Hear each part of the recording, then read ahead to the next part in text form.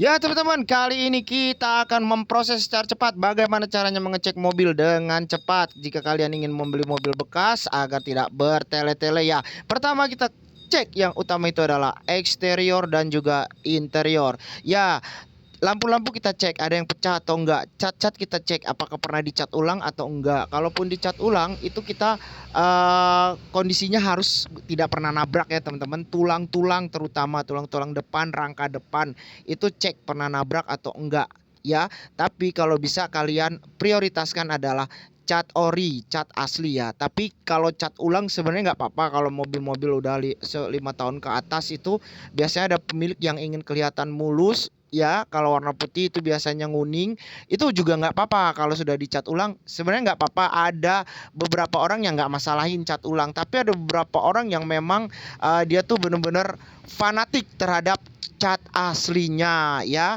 Nah, kemudian kita cek dulu juga komponen mobil. Ya, apa itu? Semua komponen dan fitur mobil berfungsi secara normal atau tidak. Berfungsi secara normal atau tidak. Kayak spion retract, tombol-tombolnya, spion untuk elektrik spionnya juga berfungsi atau tidak, karena sering kejadian elektrik spion itu rusak ya teman-teman, retracknya itu nggak bisa ditutup ya. Persneling, audio steering switch itu juga kita pernah nemuin mobil itu nggak bisa untuk nggak bisa berfungsi audio steering switchnya, dan itu cukup merepotkan ya, walaupun biayanya nggak seberapa tapi cukup merepotkan dan merogoh kocek ya teman-teman. Dashboard juga kalian harus cek karena dashboard itu nggak murah, itu utama. Interior itu sebenarnya utama karena apa, kita kalau mau naik mobil itu kan interior jadi pandangan ya, ibaratnya jangan sampai ada yang retak-retak, robek-robek ataupun pecah, karena dashboard kalau pecah itu biayanya juga nggak kecil dan juga nggak murah ya teman-teman. Kemudian yang paling utama adalah surat-suratnya kita cek.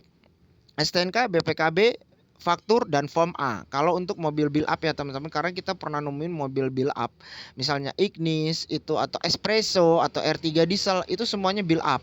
Itu harus ada form A ya teman-teman. Kalau nggak ada form A sebaiknya jangan dibeli. Kalaupun mau beli juga ya nggak apa-apa. Tapi kalian harus untuk digadaikan atau di leasing di bank itu kalian agak sulit karena harus melampirkan form A, dan form A itu nanti yang ada kalian salinan ya teman-teman. Kalaupun itu kalian harus bayar. Jadi utamakan form A. Dan juga kalau bisa ada service recordnya, buku manualnya, kunci ganda 2.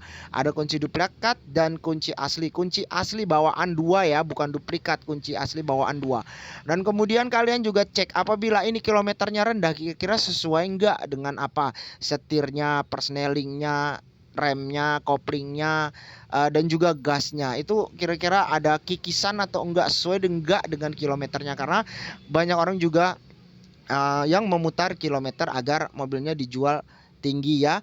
Terus kita jangan lupa cek power window, karena kita pernah dapat mobilio itu power window kirinya nggak bisa nutup, bisa buka tapi nggak bisa nutup. Itu walaupun biayanya nggak seberapa tapi ya lumayan ya, cukup merepotkan, dan ya hampir 600 sampai 1 juta tuh untuk memperbaikinya. Itu tergantung kerusakan. Dan kemudian kita cek semua kursi-kursinya ada yang sobek atau enggak. Kalau ada yang sobek ya kita bisa nego lagi harganya. Pokoknya interior itu utama, surat-surat utama juga ya itu. Terus AC-nya dingin atau enggak teman-teman. Jadi saya pernah dapat Accord Cello itu AC-nya enggak dingin, dan kita harus yang jual itu bilang hanya tambah freon. Ternyata kita dibohongin teman-teman. Pada saat dicek tambah freon tetap juga nggak dingin, dan harus bongkar evaporator dan juga selang-selangnya itu diurutin semua dari nol, habis 2,5 juta.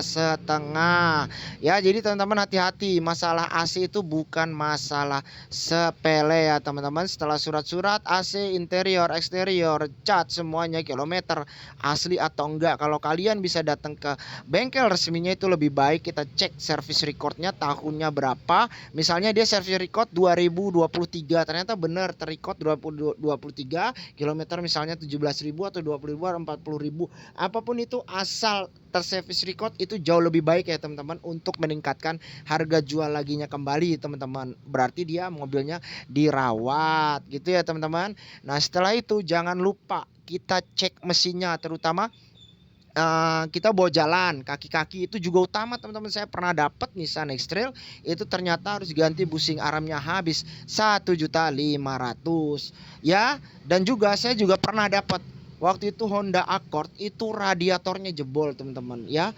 Jadi waktu dicek itu waktu kita tes nggak ada masalah, nggak overheat. Nah kemudian kita bawa ke Klaten, dari Jogja ke Klaten, pas balik ke Jogja lagi itu sampai Prambanan overheat teman-teman.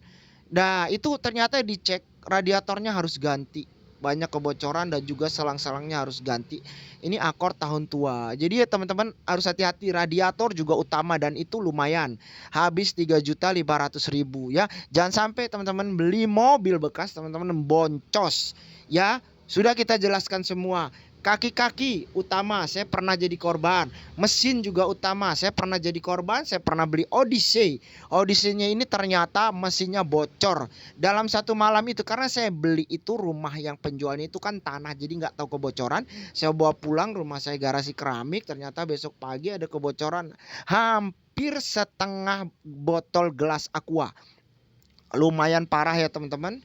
Dan juga itu ganti packing sealnya dari atas ke bawah. Honda emang penyakitnya di packing seal, di umurnya memang udah harus ganti ya teman-teman itu. Dan saya juga pernah dapat R3 itu ternyata ngeslat itu isinya lumpur semua dan itu harus turun mesin ya teman-teman. Jadi sementara itu dulu bagaimana caranya, tips and trick ada agar kalian tidak terjebak dalam membeli mobil bekas. Sampai sini terima kasih.